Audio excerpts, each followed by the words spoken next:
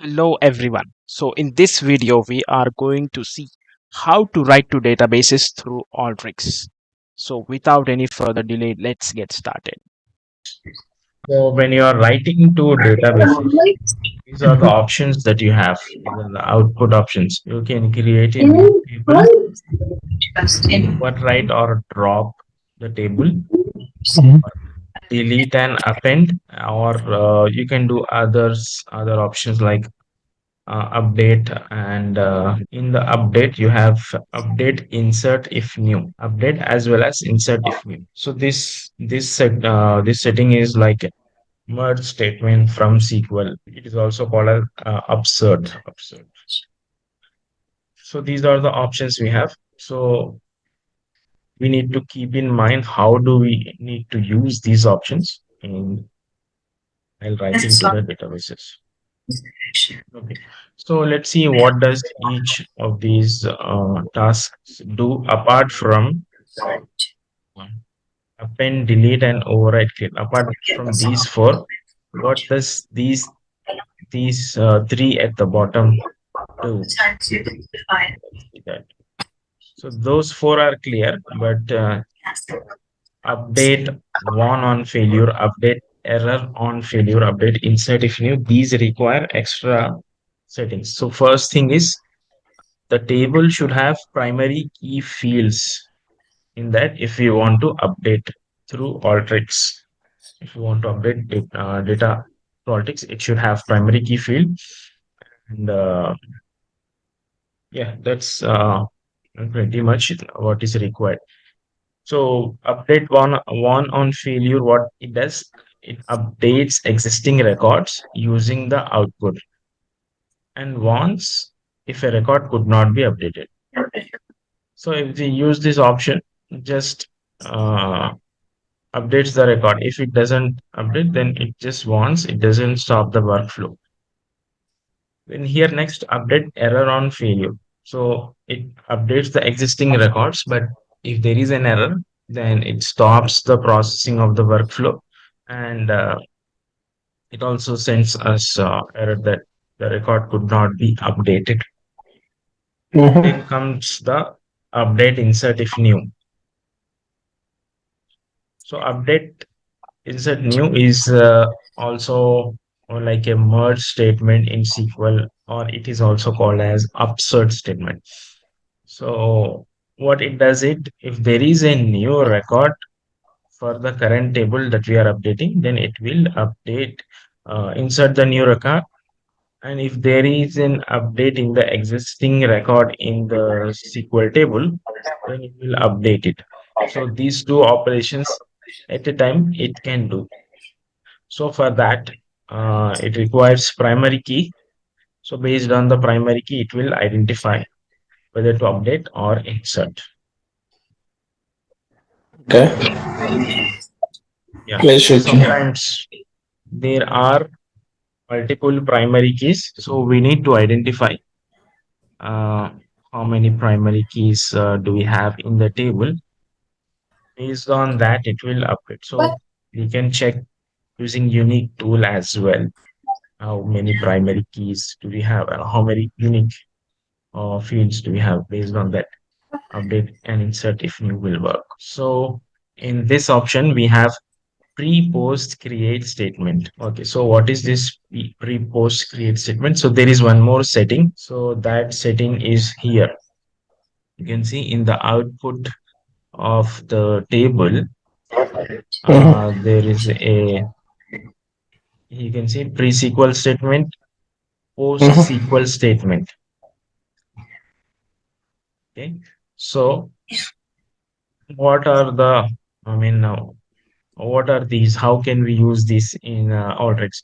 So it has the ability to create query pre and post SQL statements, like before running something, actually run something, and then uh, run after that query. So before running our actual query, it will do some operations, and after our query is completed, we can do some other operations. So it is useful when we want to create some temporary tables. before actually running our actual result set. And then we can, after our table is completed, we can run one more operation. So here we have an article. You can go in detail how it will work exactly. In what is the order of operations for pre and post SQL? So in the workflow, if you have pre, post, and your actual SQL table or query SQL, then first it will execute pre SQL, then table query, then post SQL. Okay. So it will not output the pre or post SQL statements into the workflow. So it will not output the results of these into the workflow. It will just use these results. So let's see sample, pre and post SQL statement. So here what we are doing in pre SQL, so we are dropping a we are creating a temporary table, and in that temporary so after creating that temporary table, we are adding few records in the post SQL. So before that, Mhm. in the select statement, we are waiting for some time, just 5 seconds. So this is just a sample example. So we can use various ways. So generally, post SQL is used to update some records after we have inserted, or is like it's a backfilling of some records. Use pre-SQL is Mhm. to delete, let's say, we are getting daily data, and the data may change within 5 days, like 5 to 6 days. There may be any change. Mhm. So what we will do, we will in pre-SQL will mention delete from my actual table last 5 days, and in my SQL here I will mention Mhm. uh, query last 5 days. So that is how I can use so that my data will be consistent. So one of the scenario is this, so that we can use pre and post SQL. So for the example that I showed you here, so this is how Mhm. it executes. So the workflow started, I mean, the workflow will start, then pre-SQL will run first. This timestamp 11:04. This is pre-SQL. Then uh, post SQL is here and insert.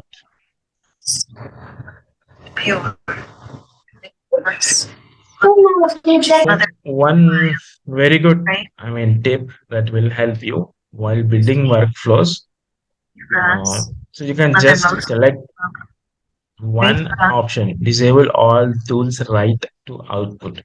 So this will be helpful if you are testing out without writing to the actual database. You just want to test out how your complete workflow is, looks like, how it outputs the records. For that reason, you can use this option. There is one more thing that you can do with the output tool. You can convert the output tool to an input tool by right clicking on the output data tool. So what is the use of this? So the use case of this is you can uh, use an output tool as an input in another workflow.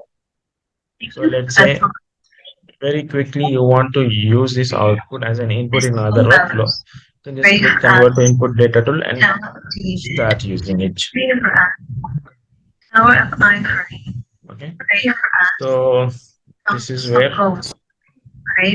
start writing to databases. Our input here is our input.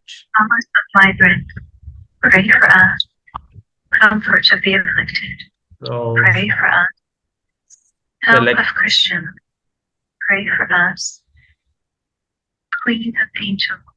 Here is my input. Here is my select statement, and let me grab my output tool.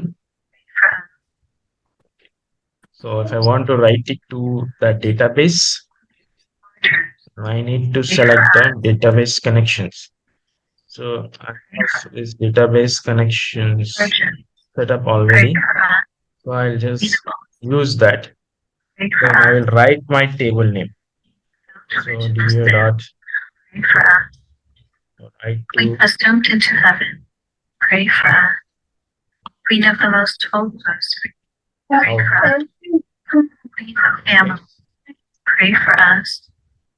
Okay, this table so that we can have it. Let's open it. Okay. So as I showed you these options, let's run it now. Okay. So I ran this workflow and it says 6 records were written to my SQL Server database, and this is the table name. So let's go to SQL Server and see what query there, query that results. Go find water in the kitchen. No. Okay, leave it. Yeah. Still get water in the kitchen. Okay, so these are the results that were written to SQL Server. So now let's see. We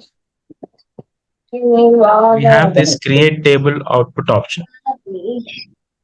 So what happens if you run this? First time when you run this, it will create a new table. You can say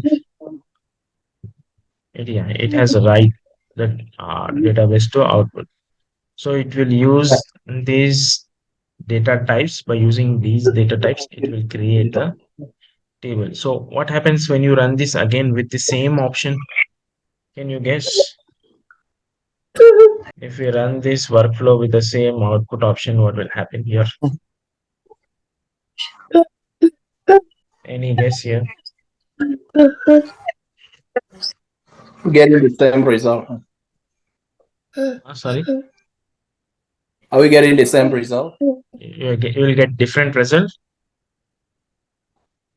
I'm asking if we're getting the same result or different results. The results will be same. Yeah, Results will that's be what I same. It said. will not change.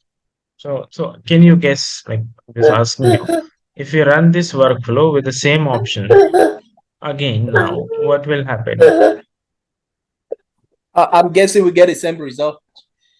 Same result. Okay. Right. Yeah, that is right. We'll get the same result, but we will get the error in the workflow. Okay. So what is the error? Error creating table. So why this error? You can read in the Oh, it's already error message. The object is already created. So that's why once we use this create new table, we cannot use it again for the same okay. table. So what you have to do? First time you can run with create new table. Second time if you run it, you need to use any one of these options. So let's say Okay. I want to append the data to this after creating. So let's say I have a few more records here.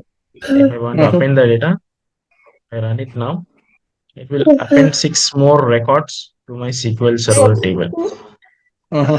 12. Okay. So same thing. So this is used for appending data. But let's say you are not interested in appending data as you are loading everyday data and you don't want to append it. You want to delete and append. So what delete and append will do? And append will be like truncate data first. Truncate. Do you know what is the action of truncate in SQL?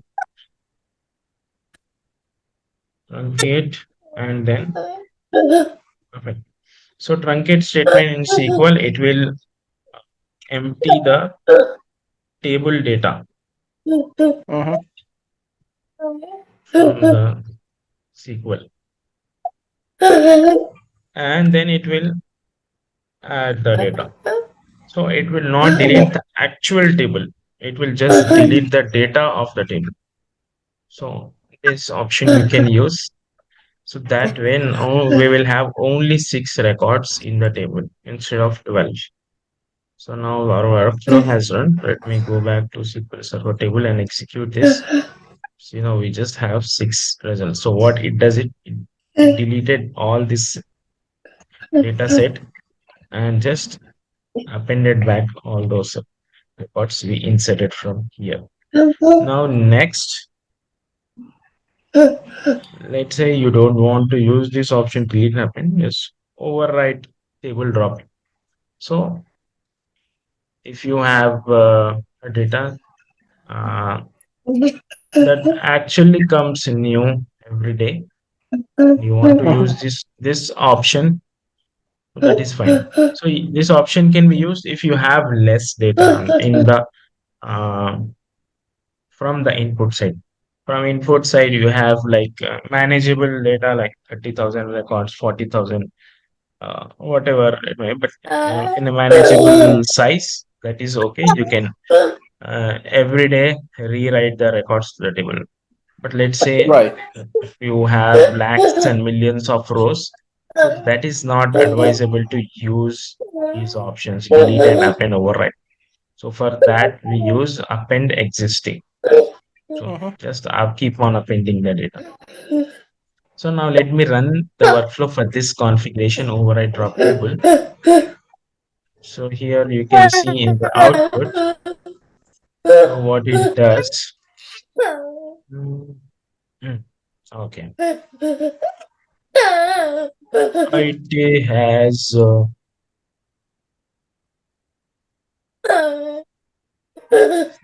written the output here. Let me run this. Okay. It it has deleted the table and wrote once again. I mean, it has deleted the complete table and wrote it once again.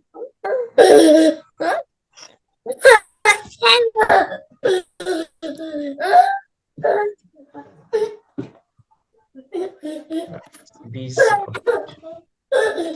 those options. What we discussed here next. Disable all tools that right to this tip. Let's see where is this tip we can find in the workflow runtime. Yeah. So in the workflow runtime, like disable all browse tools, you can also disable all tools that write to output. If you just Mm-hmm. check that in all your workflows, yeah, it in this complete workflow, it's just related to one single workflow. So it will disable all the output tools in your workflow wherever it exists so that even if you execute this, it will not write anything. It will just execute till here. So you can see results on fly and identify if there are, I mean, your workflow is running properly or not. So those type of things you can see actually. Okay. So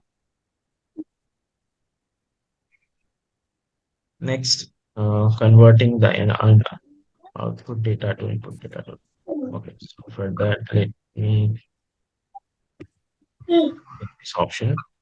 Okay, now let me click on this convert to input data tool. So let's say I want to use this table in my another workflow. So quickly I can create this new workflow. I hit the plus button, click paste, Mm-hmm. run this. Yeah, so that's how it's quick. So you can quickly Okay. use your output as an input in another workflow. So let's see more options that we have. Okay, so few more options that we have is pre-create SQL.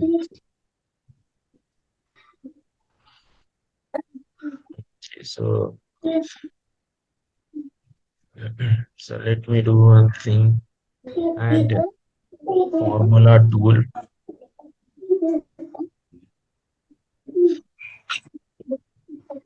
Add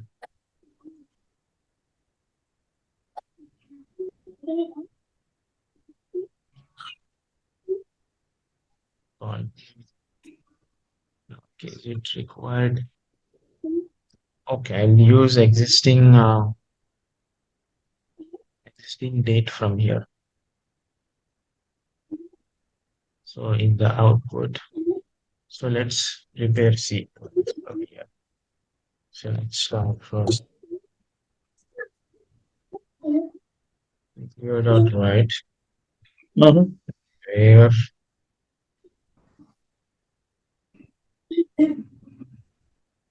join date equal to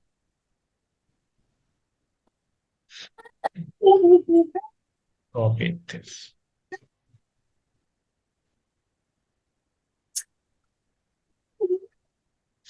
Okay, we got this. Now let us use this option. Delete from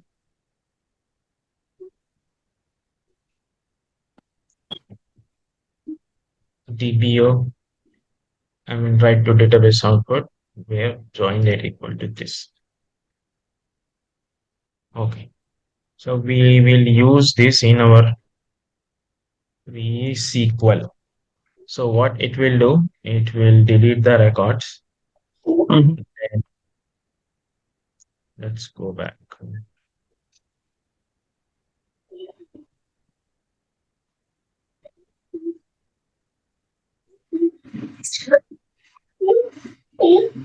Post SQL. So it's post SQL here. So now, second we will use, I mean, our input as it is, that is select star from, I mean, this as an input.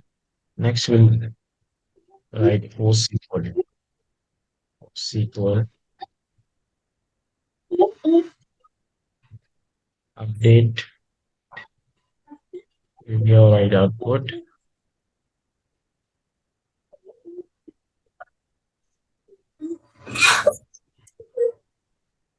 where update output set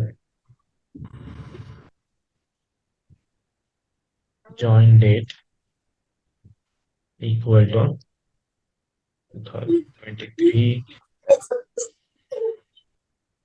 year 602.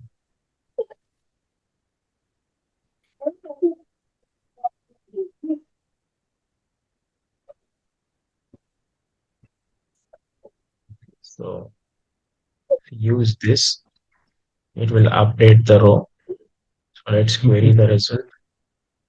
So this is how it should output my data once I run my workflow. The join date will change. So I will revert it back for now so that our workflow will update this statement for us.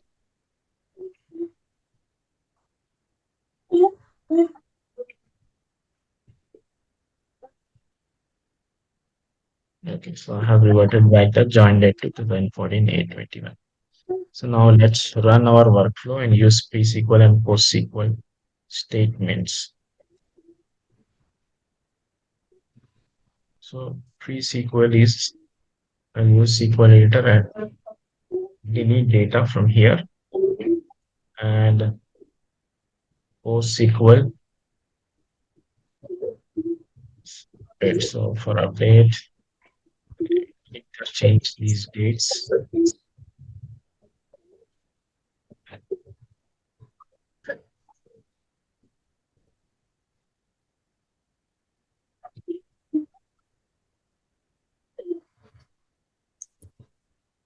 14 821. Okay, so let's run it now. Okay, here you can see it started running. First in order, it executed our pre-SQL. That means it deleted the data where join date is 2014 821. So if it has deleted, that means this record is not there in the before data is getting inserted. Then what happened is we inserted the data using append existing. So again, this record came into our table. And now we use update statement to update those, 2014 821 to that date. So let's see our table. So you can see this record we have updated 2026 to. This is how we can use these pre and post SQL statements.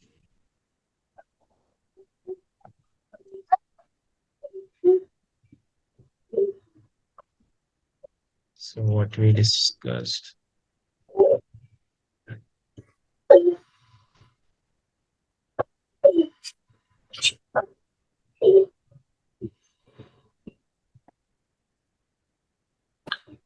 Okay, we discussed about this update options. So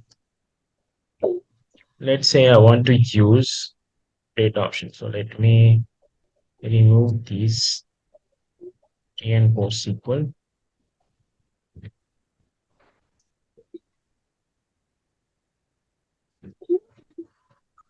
and use update.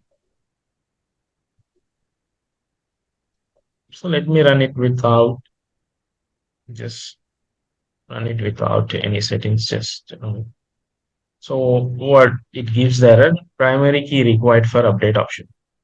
So there is no primary key defined for our database table. So if I execute this, if I refresh this, my table will appear here. If I expand this table, let's look at the keys. Uh-huh. There are no keys here. There is no primary key defined. But Right. using SQL, we can create primary key. Alter table name, and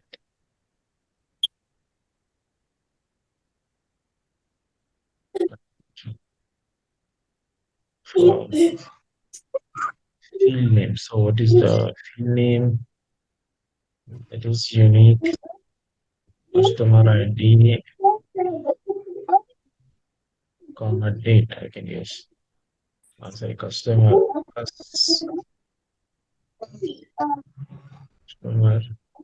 ID, comma first name. Let's use these as our primary. So I hope my SQL is correct. Let me execute this. Wait, Now, can a table have multiple primary key? Only one primary key. You can have it multiple primary keys. In combination of them, you can have it. Thank you. Go ahead. Could not create constant index or nullable column. Okay, I need to define not null as well while create primary key. Tap water.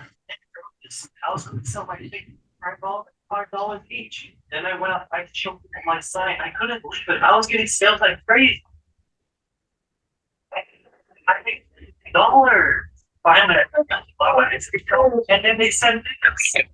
Okay, I think my primary key statement is wrong. Let me quickly check.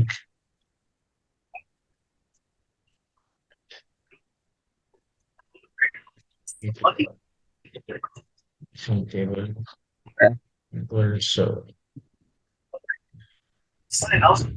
order table name, add primary key.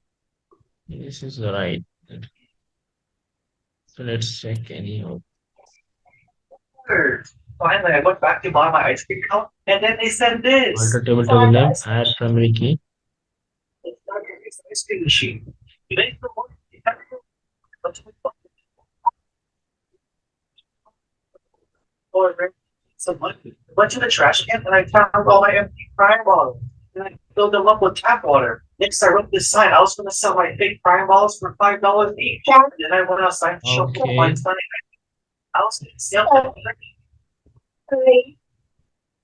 I made $49. Finally, I went back to my Mexico, and then they said this.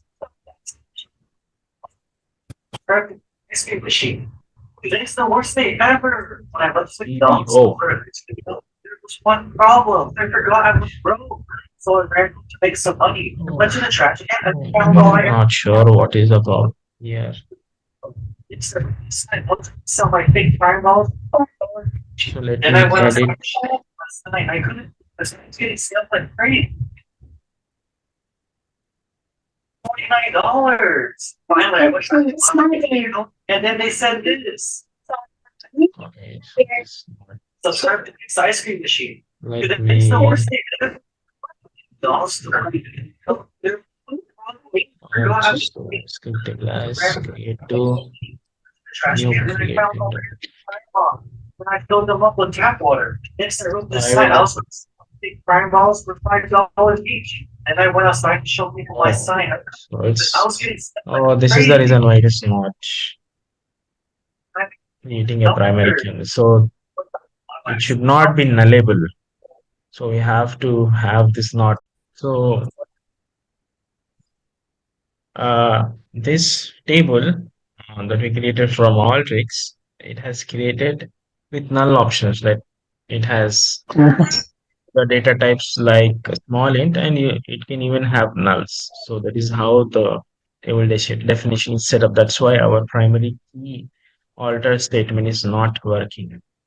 So for that, we need to change the definition of the table, not null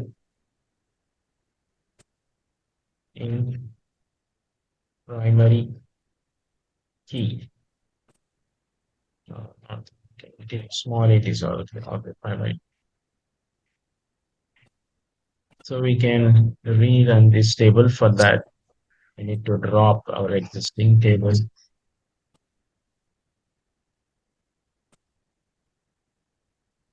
Drop table name, this one.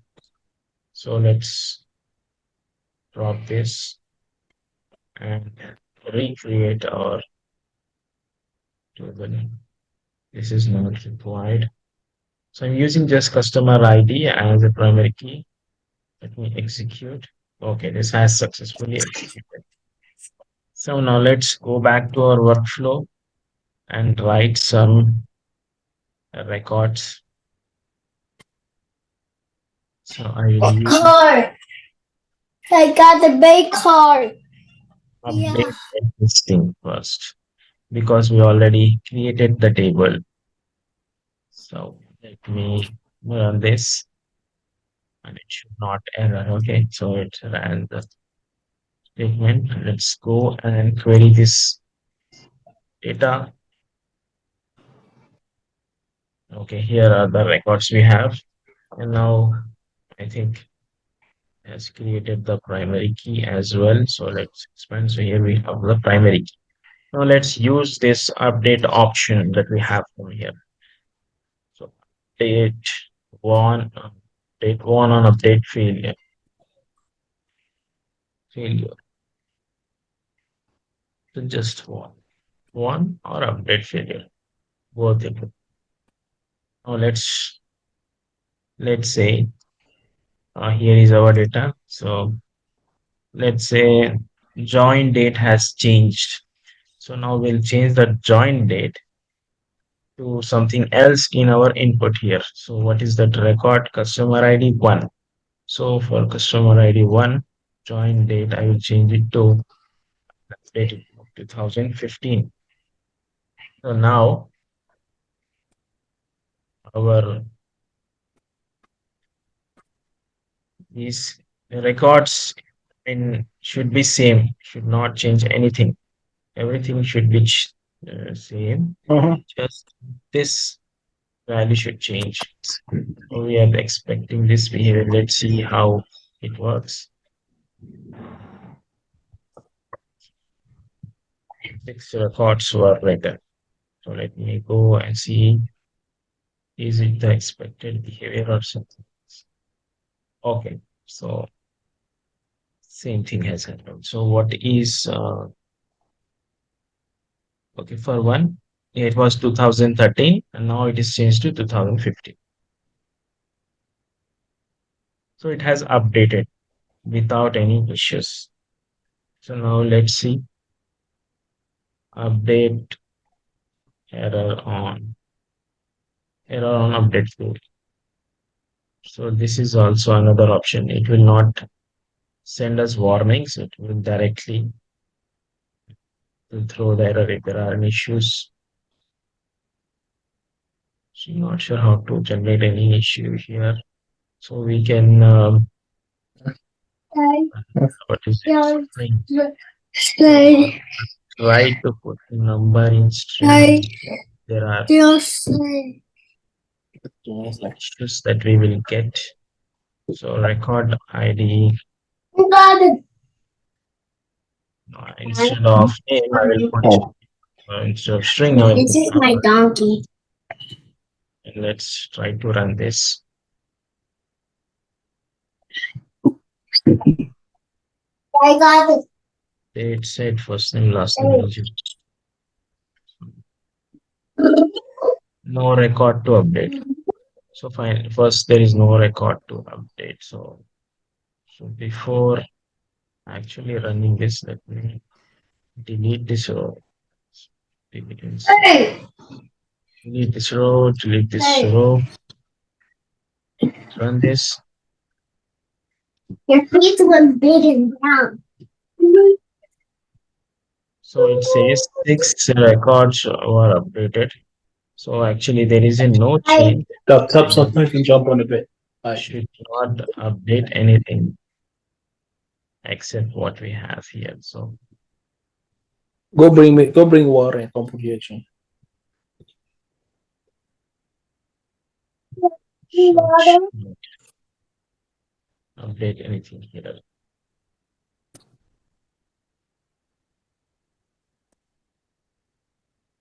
Mm,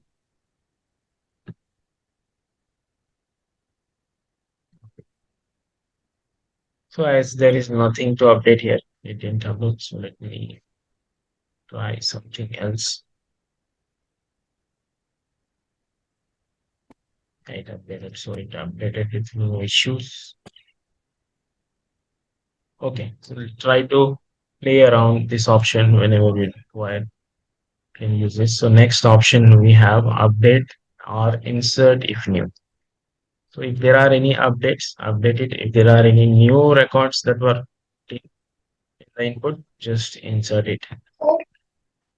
So let me run this. We have 6 rows here, and let me add the 7th row, 50. PC,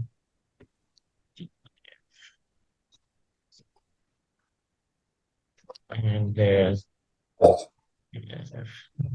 some dates, date, score.